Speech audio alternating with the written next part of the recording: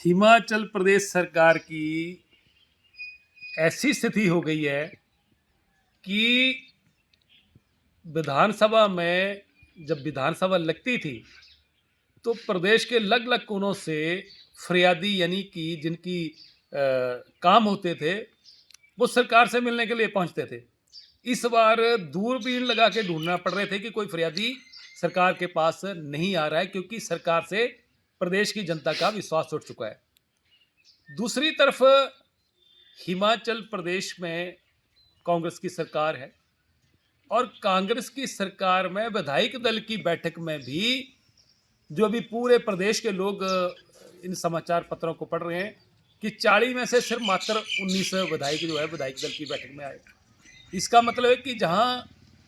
प्रदेश की जनता इस सरकार से परेशान है, प्रदेश की जनता का सोच इस सरकार के प्रति कैसा है, इनके अपनी ही विधायकों का, प्रदेश के मंत्रियों का सरकार से विश्वास उठ चुका है। क्योंकि मुख्यमंत्री जो हैं वो पूरे 3 साल का जो उनका कार्यकाल रहा है वो पूरी तरह तानाशाह बढ़ रहा है। प्रदेश की जनता के ऊपर कई लोग ऐसे हैं जिनके ऊपर जो है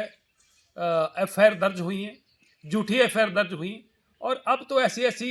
समाचार सुनने को मिल रहे हैं कि विधायकों के ऊपर भी जो है एफआईआर दर्ज हो रही हैं और इससे पहले भी हुई हैं। परसों एक और हमीरपुर में विधायक के ऊपर एफआईआर दर्ज कर दी और 2021 का कोई खनन का कहते इलीगल माइनिंग हुई है। ये मेरा चुनाव क्षेत्र है जहाँ का जिक्र है कर रहा हूँ मैं। एक कानूनी तौर पर पूरी औपचारिकताएं पूरी करके ये क्रशर लगा और क्रशर थोड़े दिन के लिए चला भी। आज इस सुजानपुर चुनाव क्षेत्र में पुंगखड्ड में एक और नया क्रशर लगा और जो क्रशर चल रहा है प्रदेश, यहाँ मेरे इलाके के लोग कई जगह से, कई पंचायतों के लोग मिलने के लिए आए। उन्होंने कहा है कि इलीगल माइनिंग हो रही है, लोगों की जो पर्सनल ज़मीनें हैं उनको खोद दिया, जहाँ उनको लीज मिली है वहाँ से मटीरियल उठाने की बजाय खड्डों को सीने उन्होंने जो छननी कर दिए। वहाँ नीचे एक पानी स्कीम है, पानी की स्कीम जो है उसमें जो पोल्यूटेड पानी जो उसको गंदा पानी को कर रहे हैं वो उस पानी स्कीम में जा रहा है, लोगों को गंदा पानी पीने को मिलेगा। आज मैं कहना चाहता हूँ कि हिमाचल प्रदेश में कोई भी सरकार आती थी शांति प्रिय ढंग से काम करती थी। ये पहले पंजाब में हम लोग सुना करते थे, किसी ज़माने में बिहार में सुना करते थे कि अपने राजनीतिक विरोधियों के ऊपर सरकार ने मुकदमे दर्ज कर दिए, एफआईआर दर्ज कर दी। और ये सिलसिला सुक्खू सरकार ने नए सिरे से शुरू किया, एक नई रीत शुरू कर दी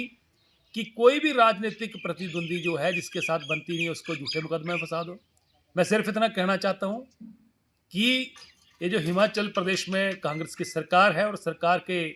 जो चलाने वाले हैं, जो सरकार को आज समझ रहे हैं कि हम परमानेंट आ गए, हम उनको कहना चाहते हैं कि सरकार 5 साल के लिए होती है। 3 साल गुजर चुके हैं, 2026 बाकी बचा है, 27 में चुनाव है।